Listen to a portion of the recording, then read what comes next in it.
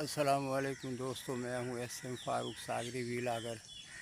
آج 14 اگست ہے اور 14 اگست کو پاکستان آزاد ہوا تھا، یعنی ایک نیا ملک بنا تھا۔ ہندوستان تو پہلے تھا، تو اس کا کچھ حصہ ایسا جس میں مسلمان زیادہ آباد تھے، اس کا نیا ملک بنا دیا، اس کا نام پاکستان رکھا۔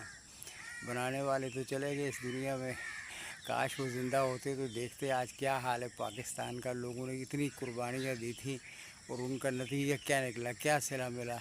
پاکستان نے کون سی ترقی کی دنیا میں، کون سا سرخ رو ہوا پاکستان۔ دیکھیں کتنی بے ایمانی، ہیرا پھیری، سارا اتنے، یعنی کہ وہ سیاستدان اتنے گندے گندے سیاستدان ملے کہ قائد اعظم بھی رو پڑے، کہتے جی میری جیب میں سارے سکے کھوٹے ہیں۔ انہوں نے جبھی اس کا مطلب وہ پچھتا رہے تھے، پاکستان بنا کے قائد اعظم پچھتا رہے تھے، جبھی تو انہوں نے یہ کہا کہ کوئی نہیں چلا، واقعی وہی ہوا، کوئی نہیں چلا سکا اس ملک کو۔ وزیر اعظم لیاقت علی خان کو قتل کر دیا، مطلب یہی ہوتی رہی۔ اور پھر فوج آ گئی بیچ میں، فوج اقتدار اسکندر مرزا، ایوب خان اور جو بھی تھے، فوجوں نے سارا ملک کو کنٹرول کر لیا۔ اور مطلب یہ ہمیشہ یہاں کوئی ایسی ہے کہ کوئی جیسے جمہوریت کہتے ہیں، جمہوریت نہیں رہی اس ملک میں۔ تو وہ کیا ہے، میں تو خود سوچتا ہوں کہ یار اتنی لوگوں نے قربانیاں دی تھی، لاکھوں لوگ مرے تھے، تو ان کی تو قربانیاں بالکل بیکار گئی ہیں۔ اس سے بالکل کوئی کچھ حاصل نہیں ہوا۔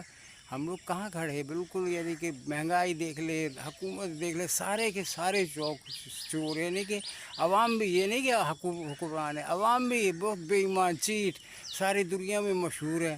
ہم لوگ کیسے، سب لوگ ڈرتے ہیں ہم سے ساری دنیا میں۔ اللہ پاک یہاں کو اچھے رہنما بھیج دے، جیسے ابراہیم تروڑا ہے، اس قسم کا کوئی آ جائے بندہ جو سب کو سیدھا کر دے تو فری، اور وہ سارے غیر ملکیوں کو نکال دے۔ دیکھو نا، اس نے سب کو فرانس کی چھٹی کر دی ہے اور کہا نہیں ہم خود کریں گے ہر کام۔ وہ سڑکیں بنا رہا ہے، خود ہی بنا رہے ہیں وہ لوگ۔